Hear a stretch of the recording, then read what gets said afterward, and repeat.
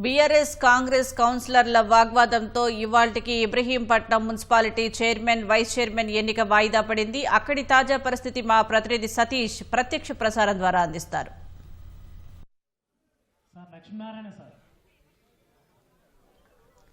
Right Sujatha, Rangareddy జిల్లా ఇబ్రహీంపట్నం మున్సిపాలిటీకి సంబంధించి నిన్న జరిగినటువంటి వివాదం కారణంగా ఈరోజు ఎన్నిక వాయిదా పడింది. మరి 11 గంటలకు ప్రత్యేక అధికారి పర్యవేక్షణలో ఈరోజు చైర్మన్ వైస్ చైర్మన్ ఎన్నిక జరగబోతుంది. సో ఇబ్రహీంపట్నం మున్సిపాలిటీకి సంబంధించి 24 వార్డుల్లో బీఆర్ఎస్ 13, అదేవిధంగా ఒక బీజేపీ స్వతంత్ర అభ్యర్థితో కలిపి 15 సంఖ్యాబలంతో చైర్మన్ వైస్ చైర్మన్ను గెలుచుకునేటువంటి అవకాశం ఉన్నప్పటికీ కాంగ్రెస్ వ్యూహంతో కాంగ్రెస్ ఇక్కడ సంఖ్యాబలం 8 ఉంది. ఎక్స్ అఫీషియో సభ్యుడితో పాటు బీజేపీ బలం ఒక సభ్యుడు బలంతో 10 మంది సభ్యులతో కలిపి సో కాంగ్రెస్ కూడా వ్యూహాన్ని రచించింది. ఇందులో భాగంగానే నిన్న మొత్తం 24 కౌన్సిలర్లకు గాను 23 మంది కౌన్సిలర్లు హాజరయ్యారు. 23 మంది కౌన్సిలర్లు కూడా ప్రమాణ స్వీకారం చేశారు. ఇక చైర్మన్ వైస్ చైర్మన్ ఎన్నిక జరుగుతుందన్నటువంటి క్రమంలో ఒక్కసారిగా ఉద్రిక్తత వాతావరణం నెలకొంది.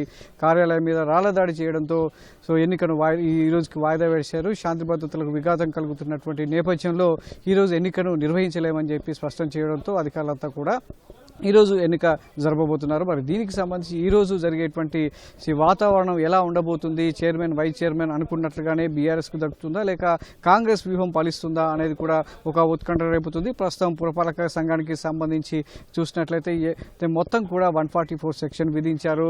సో పురపాలక సంఘానికి చుట్టుపక్కల 500 మీటర్ల దూరంలో కూడా భారీ బందోబస్తు ఏర్పాటు చేశారు. 500 మీటర్ల లోపు ఎవరిని కూడా ఇక్కడికి రానివ్వడం లేదు. ప్రతి ఇంటి మీద 2 పోలీసుల కానిస్టేబుళ్లను ఏర్పాటు చేసి సో బందోబస్తు ప్రహారా కాస్తున్నారు. నిన్న ఒక మున్సిపల్ కార్యాలయానికి సంబంధించి ఒక ఇంటి మీద నుంచి రాళ్లు విసిరినటువంటి క్రమంలో సో ఉద్రిక్తత వాతావరణం నెలకొంది. ఇటు బీఆర్ శ్రేణులు కావచ్చు, కాంగ్రెస్ శ్రేణులు ఇద్దరు కూడా పురపాలక కార్యాలయానికి చొచ్చుకెళ్లేటువంటి ప్రయత్నం చేశారు. దీంతో ఒక ఘర్షణ వాతావరణం నేపథ్యంలో ఎన్నిక వాయిదా పడింది. మళ్ళీ తిరిగి అదే ఘర్షణ వాతావరణం నెలకొంటుందనేటువంటి ముందస్తు జాగ్రత్తల కారణంగా పోలీసులు పెద్ద సంఖ్యలో మోహరించారు. పురపాలక సంఘం కార్యాలయం చుట్టుపక్కల 500 మీటర్ల దూరంలో దాదాపు 600 మంది పోలీసులు పహారా కాస్తూ ఈ ఎన్నికను సజావుగా పూర్తి చేసేలా అని ఏర్పాటు చేశారు. మరోవైపు రంగారెడ్డి జిల్లాకు సంబంధించి ఎన్నికల అబ్జర్వర్గా ఉన్నటువంటి మయాంక్ మింటల్ పర్యవేక్షణలో ఈ ఎన్నిక ఈ ఇబ్రహీంపట్నంకి సంబంధించినటువంటి చైర్మన్ అదేవిధంగా వైస్ చైర్మన్ ఎన్నిక జరగబోతుంది. అయితే 2 పార్టీలకు సంబంధించి కూడా కీలక నేతలు ఇప్పటికే ఇబ్రహీంపట్నం చేరుకొని పరిస్థితిని సమీక్షిస్తున్నారు. ఆయా పార్టీల సంబంధించినటువంటి పరిస్థితి ఎలా ఉందో అంచనా వేస్తున్నారు. కాంగ్రెస్ నుంచి ఇటు ఎక్స్ అఫీషియో సభ్యుడైన స్థానిక ఎమ్మెల్యే మల్రెడ్డి రంగారెడ్డితో పాటు షాద్నగర్ ఎమ్మెల్యే వీరపల్లి శంకర్ కూడా ఇబ్రహీంపట్నంకు రాబోతున్నారు. అదేవిధంగా బీఆర్ఎస్ నుంచి కూడా మాజీ మంత్రి సబితా ఇంద్రెడ్డితో పాటు ఎమ్మెల్సీ శంభూపూర్ రాజును కూడా ఇబ్రహీంపట్నంకు సంబంధించినటువంటి పరిస్థితిని సమీక్షించాల్సిందిగా ఆయా అధిష్టానాలు ఆదేశించినటువంటి నేపథ్యంలో పూర్తి స్థాయిలో ఇప్పుడు 11 గంటలకు జరిగేటువంటి ఎన్నిక ఎలా ఉండబోతుందనేది ఒక ఉత్కంఠగా రేపుతుంది. మరోవైపు దీనికి సంబంధించి స్పష్టమైనటువంటి మెజారిటీ ఉన్నటువంటి సంఖ్యాబలం ఉన్నటువంటి బీఆర్ఎస్ ఎంతో ధీమాగా ఉన్నప్పటికీ కాంగ్రెస్ వ్యూహంలో చిక్కుకుంటుందా అనేది ఒక ఉత్కంఠ రేపుతుంది. కాంగ్రెస్ కూడా 10 ఉంది. బీఆర్ఎస్ నుంచి ఇక్కడ మెజారిటీ చైర్మన్ పీఠాన్ని దక్కించుకోవాలంటే 13 సంఖ్యాబలం కావాలి.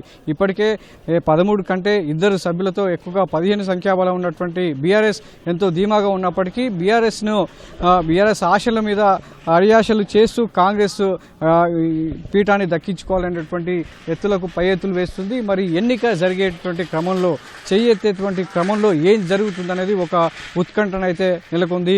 10 మంది సభ్యులు ఉన్నటువంటి కాంగ్రెస్ ఇబ్రహీంపట్నం మున్సిపాలిటీని దక్కించుకునేందుకు వ్యూహాలు రచిస్తుంది. మరి 15 మంది ఉన్నటువంటి బీఆర్ఎస్లో ఏ 2 మారినా ఇక్కడ ఉన్నటువంటి ఫలితం తారుమారయ్యే అవకాశం ఉన్నటువంటి నేపథ్యంలో బీఆర్ఎస్ ఉన్నటువంటి కౌన్సిలర్లందరినీ కూడా ఆ పార్టీ స్థానిక మాజీ ఎమ్మెల్యే మంచిరెడ్డి కిషన్ రెడ్డితో పాటు బీఆర్ఎస్ శ్రేణులంతా కూడా పకడ్బందీగా వారందరినీ కూడా క్యాంపులో ఉంచారు. అక్కడి నుంచి నేరుగా మున్సిపల్ కార్యాలయానికి తీసుకురాబోతున్నారు. మరి ఇక్కడికి వచ్చిన తర్వాత కూడా అందులో ఉన్నటువంటి 2 బీఆర్ఎస్లో ఉన్నటువంటి 2 కానీ 3 కానీ ఇటువైపు మళ్ళీతే పూర్తిగా ఫలితాలు అనేది తారుమారయ్యే అవకాశం ఉంది. ఇందుకు ఉదాహరణగా నిన్న అమన్గల్లో జరిగినటువంటి పరిస్థితిని కూడా అర్థం చేసుకోవచ్చు. అమన్గల్లో ఒకే ఒక కౌన్సిలర్ గెలిచినటువంటి కాంగ్రెస్ అక్కడ ఉన్నటువంటి బీఆర్ఎస్ చేతిలో ఉన్న పీఠాన్ని కాంగ్రెస్ లాక్కోవడం జరిగింది. సో అదే వ్యూహాన్ని కూడా ఇక్కడ అమలు చేసేందుకు ఎక్స్ అఫీషియో సభ్యుడైనటువంటి మల్రెడ్డి రంగారెడ్డితో పాటు మరికొంతమంది నేతలు ప్రయత్నం చేస్తున్నారు. బీఆర్ఎస్లో ఉన్న వాళ్ళని బుజ్జగించి తమ వైపు తిప్పుకునే ప్రయత్నం చేస్తున్నప్పటికీ బీఆర్ఎస్ చేతిలో ఉన్నటువంటి కౌన్సిలర్లంతా కూడా జాగ్రత్తగా కాపాడుకుంటూ వారిని కార్యాలయానికి తీసుకొచ్చేటువంటి ప్రయత్నాలు చేస్తున్నారు. ఇప్పటికైతే ప్రస్తుతం పురపాలక సంఘానికి సంబంధించి ఎవరు ఇటు బీఆర్ఎస్ కావచ్చు కాంగ్రెస్ కౌన్సిలర్లు ఎవరూ రాలేదు. ఇంకా వచ్చే సమయం 11 తర్వాత ఎన్నిక ఉండడం నేపథ్యంలో భారీ పోలీస్ బందోబస్తు ఏర్పాటు చేశారు. ఎవరికి కూడా ఇబ్బంది తలెత్తకుండా ఒకవేళ ఎన్నిక పూర్తయినటువంటి క్రమంలో ఎలాంటి శాంతి భద్రతలకు విఘాతం కలగకుండా ముందస్తుగానే భారీ బందోబస్తు ఇక్కడ ఏర్పాటు చేయడం జరిగింది. సో మొత్తానికి ఇబ్రహీంపట్నం మున్సిపాలిటీకి సంబంధించి ఒక ఉత్కంఠ అయితే రేకెత్తుతుంది. అనుకున్నది బీఆర్ఎస్ సాధిస్తుందా లేక కాంగ్రెస్ వ్యూహం ఫలిస్తుందా అనేది కూడా సో ఒక తీవ్ర చర్చాంశంగా మారింది. మరోవైపు ఎక్కడ కూడా శాంతి భద్రతలకు విఘాతం లేకుండా పోలీసులు అయితే ఇబ్రహీంపట్నం మున్సిపాలిటీ చుట్టుపక్కల 500 మీటర్ల మేర పహారా కాస్తూ ఈ ఎన్నికను శాంతియుతంగా పూర్తి చేసేలా అన్ని ఏర్పాటు చేయడం జరిగింది. Vote studio.